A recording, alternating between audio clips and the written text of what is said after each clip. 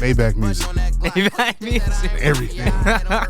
Will you ever see me soon? Let me think. Maybe not. Right around 2 deep with 2 Drakes, 80 shots. Tell me how the real niggas posted on the fakest block. I don't post up no more. They hiding in the safest spot. Yeah, you know what I'm saying? Buddy Benz, San Francisco, California. I'm from San Francisco, California. Nico is from San Francisco, California. Man. He asked me what my intro song should be. I chose my guy, Buddy Benz, featuring The Boy. Shout out to The Boy. Shout out to D-Boy. Everybody. Shout out to everybody. Yeah. What's going on, y'all? Welcome to the OUTLIERS podcast, brought to you by OUTLIERS Creative Agency. My name is Nico D. Today, we have a special guest, my brother, my engineer, my producer, the homie, all of that, QUAKEBEATZ. Everyone clap it up for QUAKEBEATZ. Shout out to QUAKEBEATZ. Quake, appreciation. How are you doing today? I'm cool. I'm good. It's a sunny day. It's a sunny day. Chilling. Thank you for coming out today. I really appreciate it. Setting aside some time. Long overdue. I appreciate you for having me. This is low-key. It might be my first interview or podcast. We got the exclusive. I mean, I had IG stuff, but a little different. Not when you sit down with the Rode Podcaster Pro. You know, right? you know what I'm saying? In the Shure microphone. Yeah. This is the podcast microphone. This is it. You know, this is a serious situation. This is a serious situation. This is, appreciate again, welcome. We loving to have you here. And yeah, I know it was funny because I came over to make some music last Monday, I think it was, and I told you, I was like, hey, I need you on the podcast, and no brainer. It was funny though, because the way that you responded, you were like, I've been waiting for you to ask me. For real. I need to be a part of this. And I was like, I know, I've been trying to get it going. Yes. We've talked about this in the past of scheduling and everything, and before it was even what it is today, I did want to have you on the podcast. I'm glad you asked me to be a part of the podcast. We're here now, and that's the best part about it. Now I'm glad I'm cool enough to be a part of the podcast. Oh my goodness, come on now. Nah, for real. You know what's funny is everything I know about music is because of you, and I appreciate that. Not everything. Okay, about like 95% of everything. That's still a lot. It's a lot. That's a lot. It's a lot. But yeah, let's go ahead and let's get started here. I personally know, but for the fans out there, everyone watching at home, when did you start making music? When did you get into music? How did you get into music? When I was 16. I was at school, and school was over. I walked out. I stood on the stairs, and I was like, what am I going to do with myself? Because school is going to end soon. I'm going to be grown.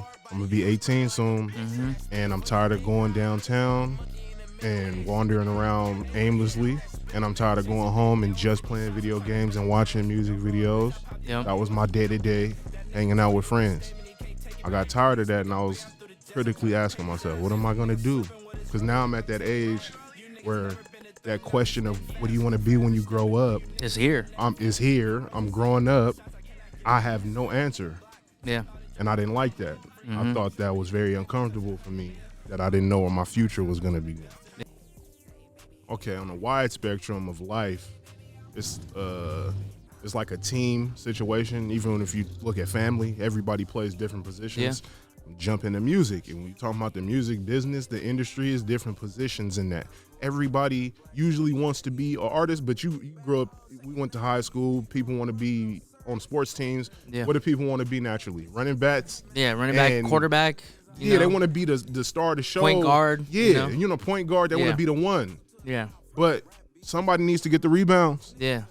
Somebody needs to be the offensive line in football. Yeah. Somebody needs to be the coach. Somebody needs to make the plays. Yeah. Somebody needs to be the offensive coordinator. Yeah, there's all positions. Everybody want to be Tom Brady. Yeah. But not everybody's Tom Brady. What I understand about even your perspective from my perspective, I'm taking the position of I looked at Dr. Dre, engineer, producer. It's a very technical thing. It's very rare for somebody to just wake up in the morning and be Dr. Dre. You can't. You could wake up and be cool, though. You could just be yourself. Snoop Dogg is just one-of-a-kind artist. Yeah. His stories that he tell, his experiences, even just songs about the party was, extraordinary from his writing ability. So for me looking at you, your position in music is different than mine. Mm-hmm. So while you saying, yeah, I was outside and got caught up in that, you also have things to talk about. You're an artist. Yeah. Now, talking to me, it's less technical. Like it's technical with the writing, but it's not you learning like mixing boards and software. It's more about talking about your could- feelings and stuff that you can internalize versus what you're doing has nothing to do with, like, well, Yeah, it does have to do with to a emotion, degree, yeah. but it's not like, you go out and you come back and all of a sudden you know what four on the floor is and you know how to, adjust all of these, technical things in the production side, so Yeah. it is different for to sure. a degree because I do so much too. So like I'll write songs, I'll rap too, and I'll do For all people that that don't stuff, know, right? Quake does write and rap, and Right. he's a ghostwriting on a lot of people's stuff. I'm not gonna name names, but We're not gonna go there. but Quake yes. Quake has worked on a lot of vocal sides of things, and even on my stuff, I'll put it out there, and you can look at the credits But on that's my different. music. That's you know? more like songwriting. It's like- Ghostwriting and songwriting, two different things. Like Yeah. we write songs. Yeah, the credit Ghostwriting is is given, different. and It's different. back end is all there, It's and different. But what I was saying about that is like you are good as an artist because there's an artist side in me as well. yeah, There is a side to you that you're good for a breakup or to put yourself through some tormenting shit man, to make good music. yeah, Russ said it. Russ Yeah. was like, I'm good to get in a relationship with a girl for a year just to get Just to- to get my heart broke. Oh, he's toxic. Just so I can make music about yeah. this toxic situation. yeah, He well- said I'm good for it. People who like that, it's like him, like Russ. There's like Drake, the weekend, Weeknd, Drake, yeah, Drake Party will- Next Door. Drake will get in 30 relationships with women Yeah. and write a song about it. Yeah. And you know what I'm saying? We're like, wait, is he in love or is he not like, in love? nah, Like, what's going on? Is he a player? Yeah. Is he outside? Like, what is he? It's funny though because like What? his music always comes from like a heartbroken perspective, Yeah. Like you look at him and you'll be like, man, like he's really playing these bitches, but like he's Yeah. really not though. But it's like, like he's so up. Why are you even in love? Right? yeah. Like, what you doesn't- care about he that flirts with he flirts with being with somebody seriously, and then he flirts with being this player that's not worried about it at all. It's like And then artists are weird in that sense where Yeah. you might be outside getting your life experiences so you could Yeah. write about it. for? Yeah. You know what I'm saying? So it's a little different, my perspective of taking music than just somebody that's an artist. You got to have something to talk about. Yeah, You gotta go And outside. yeah, speaking of that, right? Like within the last few years, you've been working hard and all of your hard work has been paying off, and you've been working with a lot of bigger artists that you've always dreamed about working with, and Yeah. you've always been sending them beats, and Yeah, for years. finally getting that recognition and that opportunity. Right. How is it different working with people of that caliber, like your Kamaya, your Du Bois, your Pilo, your E40, right? Right. How has it been different working with people like that Mm-hmm. and working with artists that show up at your house and wait on your doorstep for you to open the door? Like, you know what I'm saying? Like, what is the difference? Is there a difference? Kind of, share us your perspective, your side of your experiences on that. I've definitely had Kamaya come to my house. I've definitely had Du Bois come to my house. Same process. Like, that's one thing that I have learned is that, like, once these people get to know you and they, like, y'all actually living life together, they become the same way as a Nico because they're in your home. It's the same thing. Like, D-Boy is waiting outside my house for me to come open the door. He's not standing there, but he's like, you know what I'm saying? Like, I'm outside. Yeah. It's the same thing. There's so many. The biggest thing I could say about those type of artists versus working around with the people that I've been working with, because it's a level I'm trying to get to. So there's a level I'm at that we're all at that I'm trying to aspire to go higher, or whatever. Yeah. The ability to not overthink stuff and to just be you unrelentlessly. Like, I see a lot in society in general, people need direction, whether it comes from like fashion, when it comes from like music, creativity, whatever. People look for people that got it figured out and then they do it. Yeah. when I'm working with Kamaya, the boy, Pilo, when I'm just around just people, because I've talked with and being around like a lot of creative people, they don't think, they don't second guess their thing. And when I see that human side break through and they do overthink, it doesn't help them. Yeah. So just trusting your ability and being yourself is the biggest thing, because if you try to tell Kamaya or the boy or Pilo that they're not themselves, they're gonna look at you crazy. Some artists on the ascension side trying to get up, if you talk to them a certain way, they might be kind of phased by the conversation. These people will look at you like you're retarded. Yeah. What are you talking about? I'm not the hardest in the universe. And I feel like you need that level, because we're not here for that long. Yeah. You have to be I wouldn't even say delusional, but you got to put the work in to be that good, to say that and believe that. Sure. But then you got to be delusional, because you got a kid that's coming up who says that person is next level or not. They do. Yeah. I'm next level. You gotta have that self-confidence to where no matter what somebody says to you, it doesn't matter, because you know deep down inside, I am him or I am her or I am, like LeBron will go to sleep and wake up. He'll be a family man.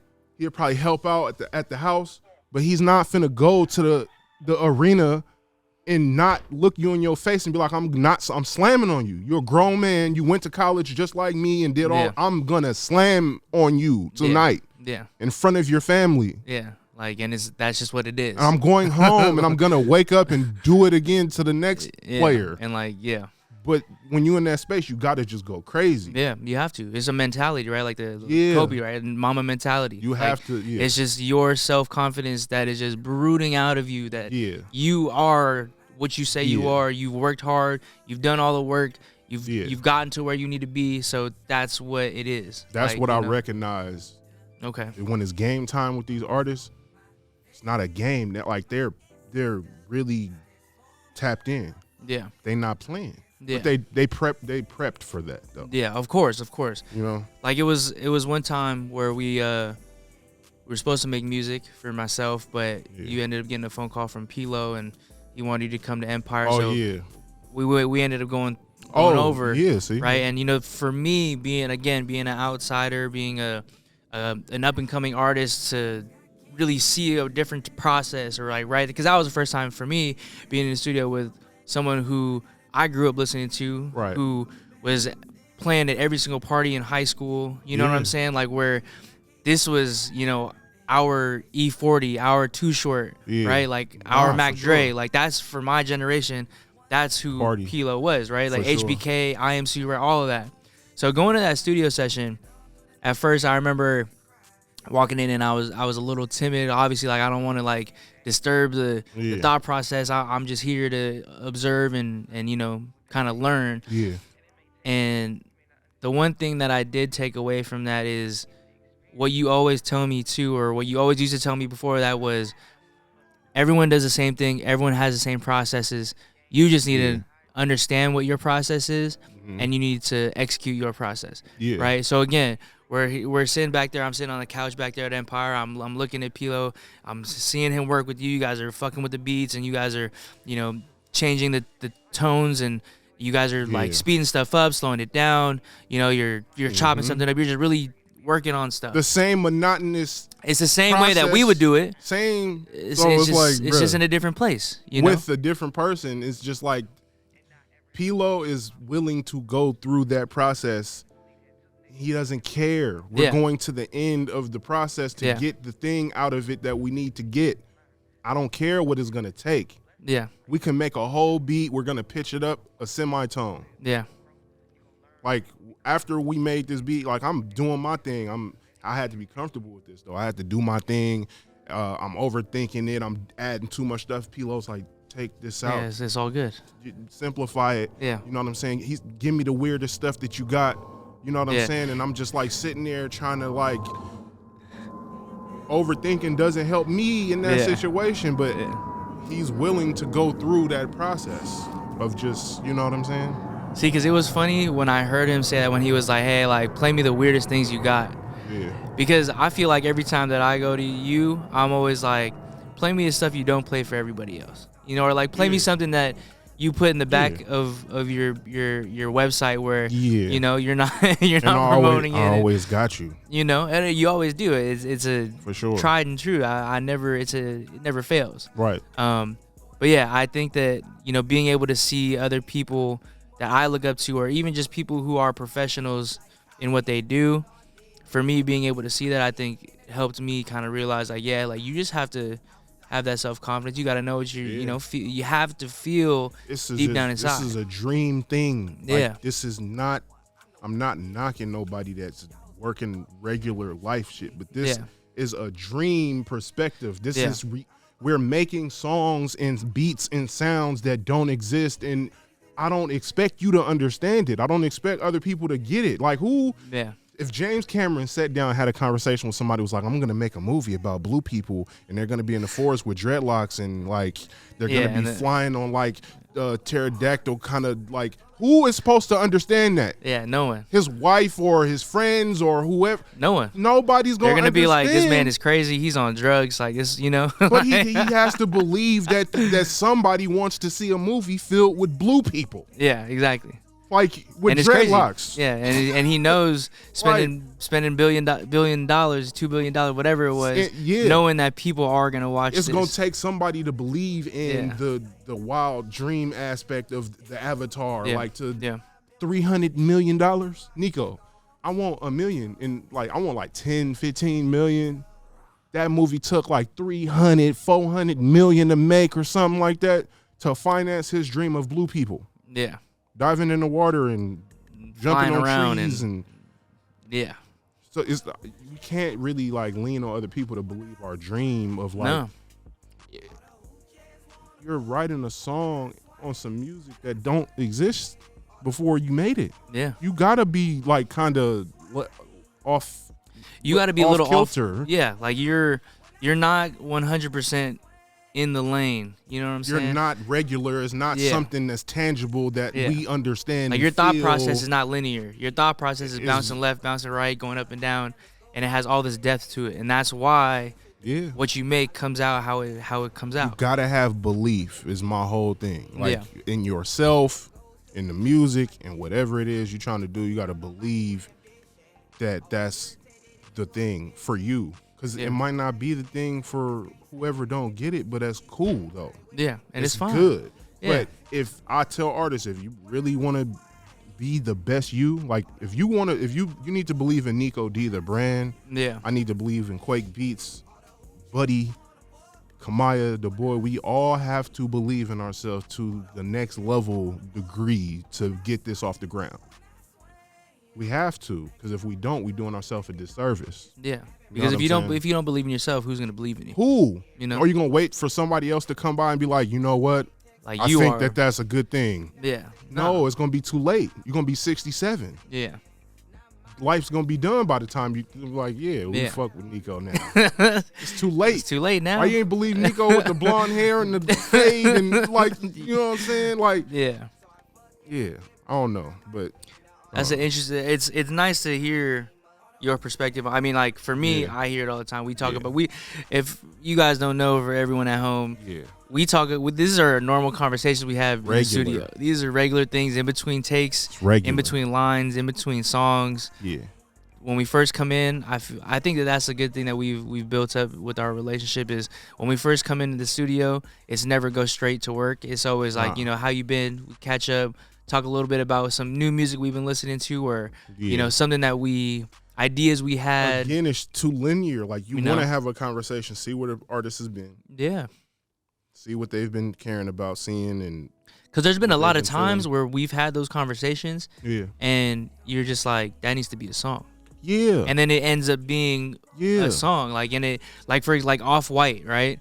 Off-White was a conversation, and I was personally struggling to write that song, and you were just picking from it, and you were just like what do you what have you been doing lately? Or like, you know, you're like, you always got these Off-White shoes on. Why don't we talk about this? Or like, you know what I'm saying? You love to party with your friends and your boys. Like, let's talk. Let's go deeper into this. Yeah, you know. So those conversations turn into songs, and I know that I'm not the only one that has dealt with that and gone through that. It's definitely, everybody that is a creative in general, whether it's photography, whether it's videography, whether it's production on your end, whether it's rapping, singing, whatever the case may be, whatever creative. It could be fashion too. Like those ideas all come from somewhere, and a lot of times it's those random conversations you have with people that you just having conversations with. You just that life is random.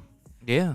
Like, so going to the creative space kind of be the same way, because it's like you walk out the house with an intention for the day, and you might see or you might meet somebody, you might have a conversation that you didn't intend on having, and now you might be doing something else with your day. Yeah. You know what I'm saying? Like, I don't know. Life is a beautiful yet crazy thing. Yes. Like it's beautiful because we can really do what we want with our lives, in terms of you can chase your dreams, right? Yeah. What people don't understand is like what it takes for you to chase your dreams or do what you want to do, whatever that may be, sacrifices have to be made.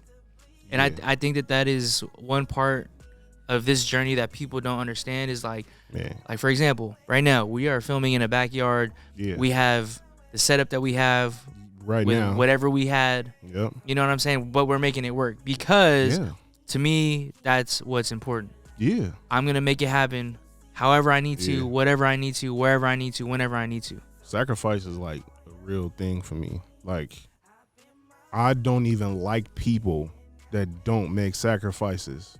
Yeah. Because like I don't even like standing next to people that aren't comfortable with sacrifices, because if your pride and who you are is so important to like not sacrificing something, because I know that that's what it's about. You can't have everything. I mean, you can, like, I guess, but I believe you might have to put something up to get something else. 100%. Saving money is about sacrifice. You might not want to get what you want to get. You might not be going to those concerts. You might not be eating out on a daily basis. You might not be eating out on a weekly basis. You might be eating out once a month with your girl or whatever. You know what I'm saying? But at the end of the day, you have a different goal in mind, and you're thinking 4D chess with, what you need to do and what you want to do. Chess is a very important game.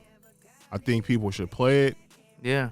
This Instagram, social media stuff, it's cool, but people should play chess more, because they'll really understand if you want to make a move right. Example, people, like, going back to sports analogies, right? Let's go back to basketball. Yeah. Right? If you want to score this basket, you're not thinking about, right now I have the ball, how can I score? You're thinking about, cool, what can I do for my teammate, or what can I do, right? Everyone playing their roles that can help this person score or help our team get the ball in the basket. Because there's quarters to it.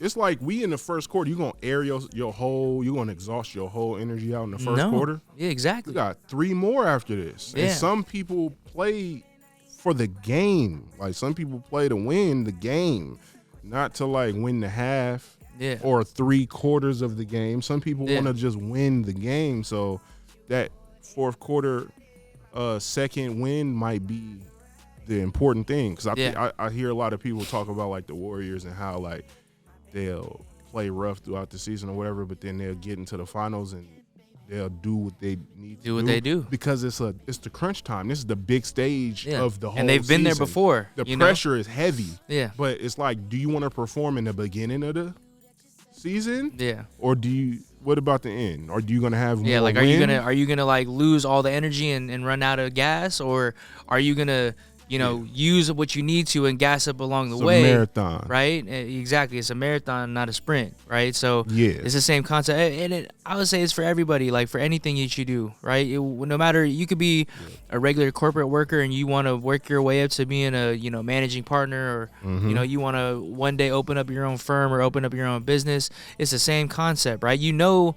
Where you want to end up, right? But how do I get there is the question. Like, you can't just wake up one day and be like, hey, I'm going to be the owner of a company. And you might have to sacrifice the fun to get to where you say you want to go to, because it might not be about fun right now. Yeah. I don't think, like, we talk, like, if you talk, I just look at great people and I put them on the table and I look at them. A lot of great people work really hard. Yeah. They don't play around. Like, undeniably great individuals don't play. Yeah.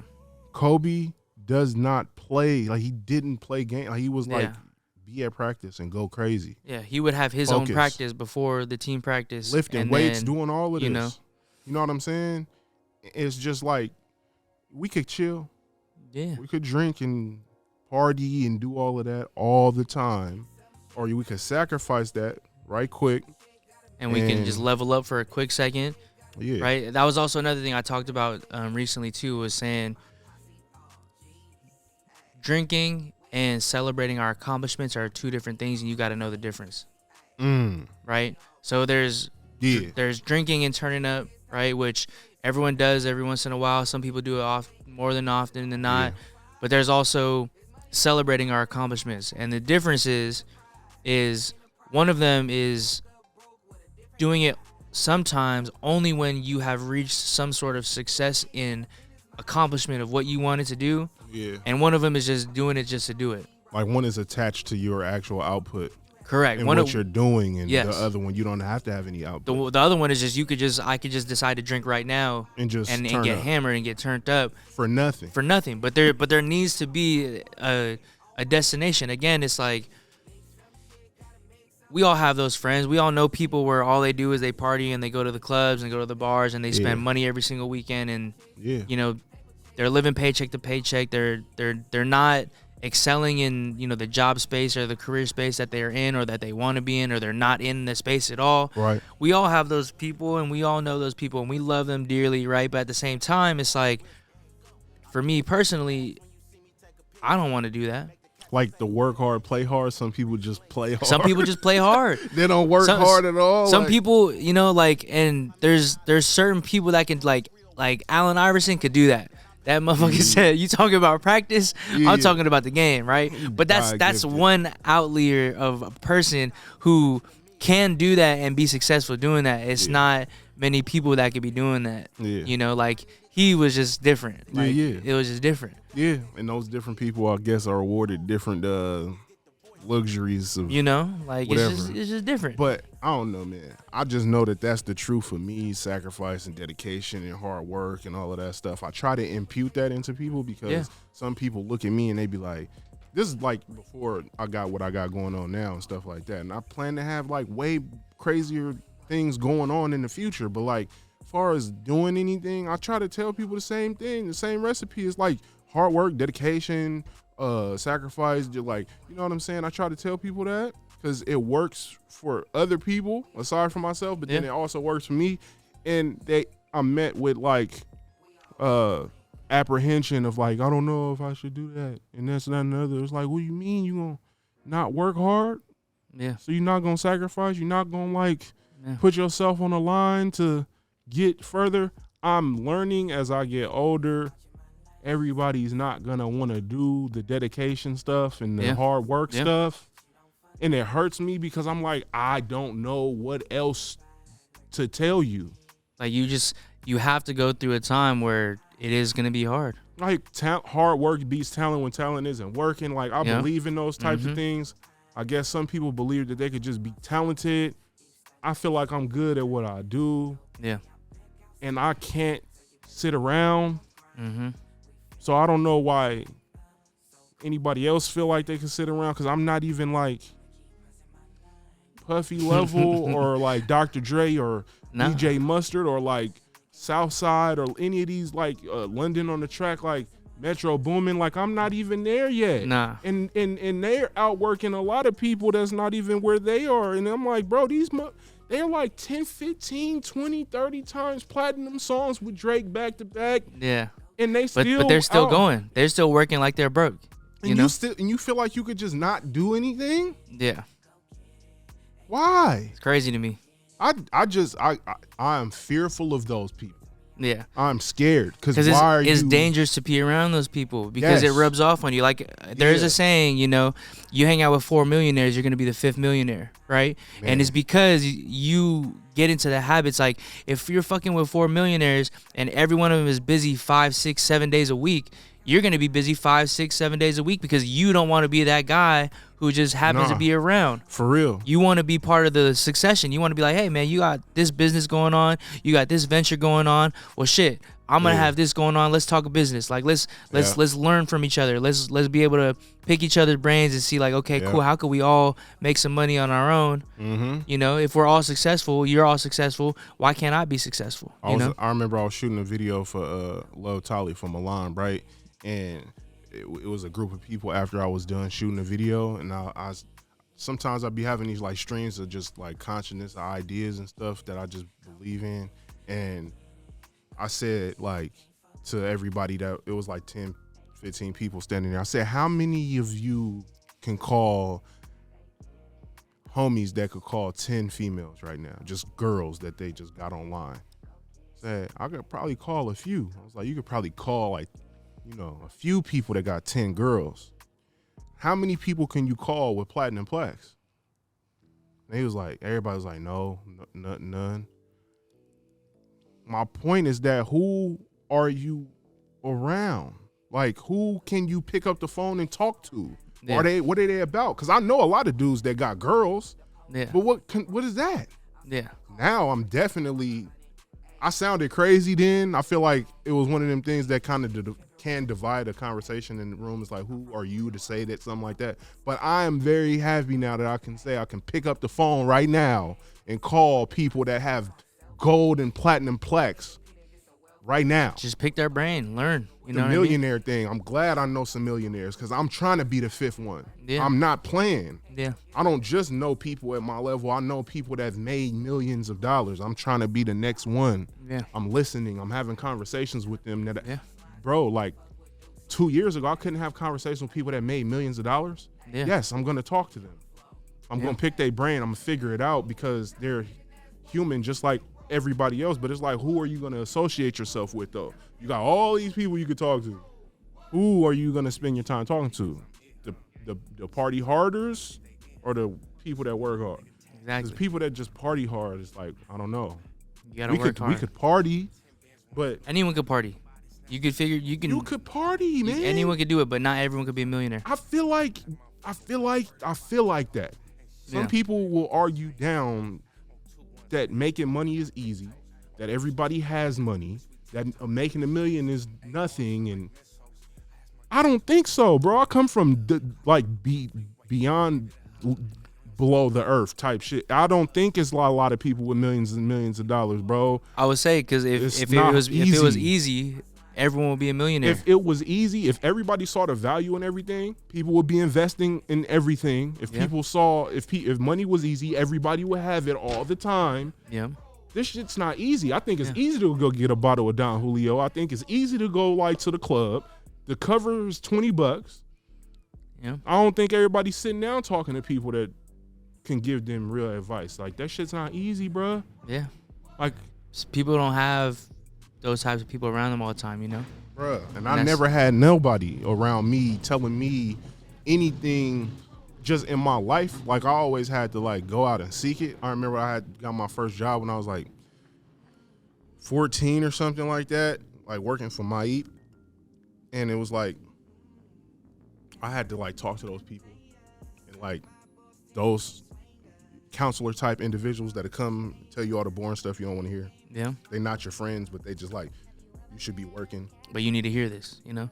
You should be here and doing this and go to this program and do this. And I'm like, I don't want to hear that. But I appreciated those conversations. Yeah. You know what I'm saying? I could just go to the Metreon every day. I could go there. Yeah. What was you doing growing up? Like, hanging out and stuff like that? Like, yeah. Like, well, you could do that. Like, before we get into this, we're going to take a commercial break. We got to do a commercial break. Who's sponsoring? I don't know. We're going to find out who's sponsoring right now. We need some sponsors, We need some sponsors.